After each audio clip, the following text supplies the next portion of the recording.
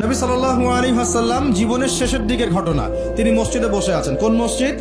মসজিদে নববী। কোন মসজিদ? নববী। এখন একজন ব্যক্তি আসলেন, এই ব্যক্তির গায়ের জামাটা অত্যন্ত সাদা ধবধবা, চুলগুলো কুচকুচে কালো, এবং তাকে দেখে মুসাফির মনে হচ্ছে না, খুব টিপটাপ পরিপাটি একজন মানুষ ঢুকলেন, সুদর্শন।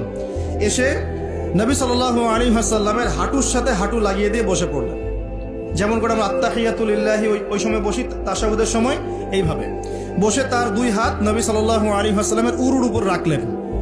রেখে বলছেন, চারটা প্রশ্ন করছেন। কয়টা প্রশ্ন? প্রথম প্রশ্নই করছেন, ইয়া মুহাম্মদ, বলেন সাল্লাল্লাহু আলাইহি ওয়াসাল্লাম, আখবিরনি আনিল ইসলাম, হে নবী আমাকে ইসলাম সম্পর্কে বলুন।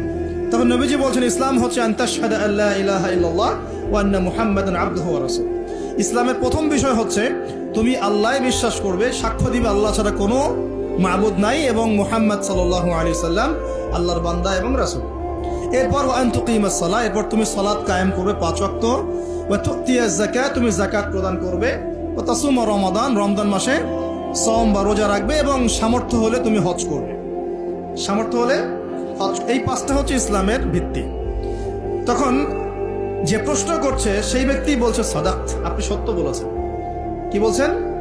আপনি সত্য বলেছেন। তখন উমর রাদিয়াল্লাহু আনহু পাশ থেকে তিনি খুব অবাক হয়ে গেলেন। তিনি বলছেন, ফাআজিবনা লাহু, আমরা অবাক হলাম তার উত্তর শুনে।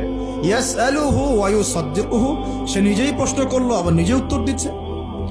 নিজেই প্রশ্ন করলো ইসলাম কাকে বলে, আবার নিজেই বলছে সত্য বলেছেন আপনি। তার মানে কি উত্তর তার আগে থেকে জানা আছে? উত্তর তার আগে থেকে জানা আছে। তো সবাই অবাক হয়ে গেল। এরপর তিনি দ্বিতীয় প্রশ্ন করলেন, এটা ফাখবিরনি আনিল ঈমান, হে নবী আমাকে ঈমান সম্পর্কে বলেন। কি সম্পর্কে? ঈমান। এই যে গায়েব, গায়েব সম্পর্কে, ঈমান সম্পর্কে বলেন। ঈমান মানেই গায়েব। ঈমান মানে কি? গায়েব। দেখেন, ঈমানের 6টা পিলার নবীজি বললেন। কয় পিলার? 6 পিলার নবীজি বলছেন। এখন ঈমান, আল ঈমান হচ্ছে আন তুমিনা বিল্লাহ, তুমি আল্লাহয় বিশ্বাস করবে। কিসে বিশ্বাস করবে? আল্লাহ। দেখা যায়? আল্লাহকে দেখা যায়? আল্লাহ গায়েব না? গায়েব।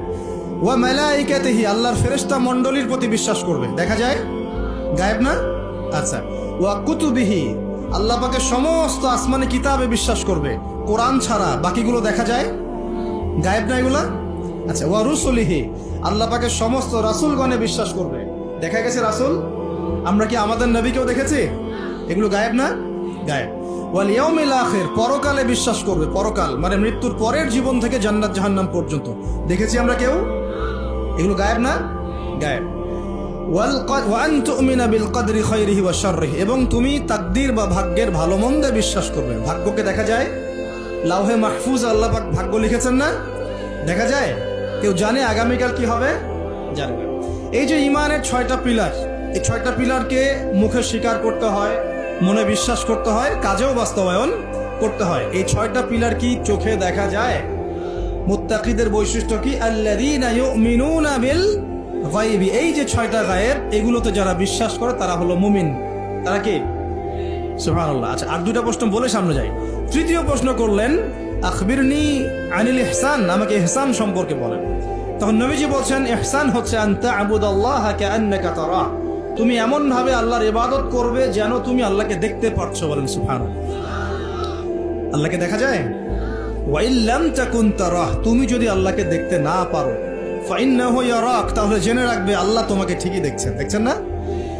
এই কনসেপ্টটা, এই কনসিয়াসনেসের নাম হচ্ছে ইহসান, মানে আল্লাহকে হাজির নাজির জেনে ইবাদত করা।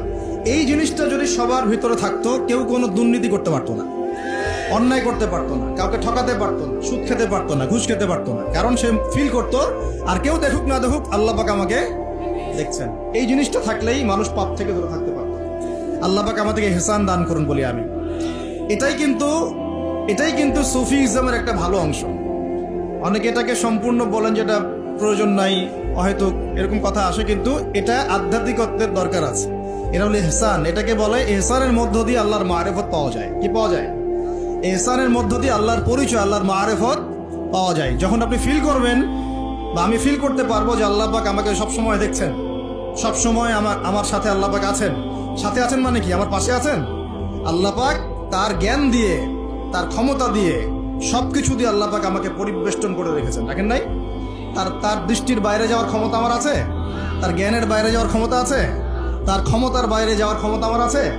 অতএব এই হলো আল্লাহ কনসিয়াসনেস, যেটাকে আমরা বলি আল্লাহ কনসিয়াসনেস, মানে এহসান। আল্লাহ পাককে হাজির নাজির জেনে ইবাদত করা, এটা হলো এহসান। এটা ইবাদতের অনেক উঁচু স্তর। সবাই কিন্তু শুরুতেই এহসান অর্জন করতে পারে না।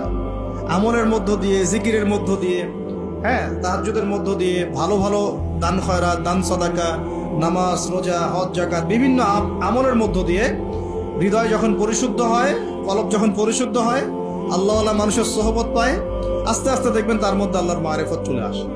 একবারে কিন্তু আসে না, একবারে আসে। এবং জিকির, বেশি বেশি আল্লাহর জিকির করতে হয়। জিকিরেই কলব কি হয়? তাজা হয়, পরিচ্ছন্ন হয়। আর জিকিরের সবচেয়ে শ্রেষ্ঠ জিকির হচ্ছে সালাত। সবচেয়ে শ্রেষ্ঠ জিকির কি? এটাই বলে যিকরুল্লাহি আকবার, এটা হচ্ছে আল্লাহ পাকের সবচেয়ে বড় জিকির। তারপরে অন্যতম বড় জিকির হচ্ছে কোরআন তেলাওয়াত করা। কি করা? কোরআন তেলাওয়াত। এরপরে তো আমাদের তাসবিহ, তাহলিল, জিকির, আজকারগুলো আছেই। তো আসুন, চতুর্থ প্রশ্ন নবীজি করছেন, ফাখবিরনি, নবীজিকে করা হচ্ছে ফাখবিরনি আনিস সাআহ। কে প্রশ্ন করছে?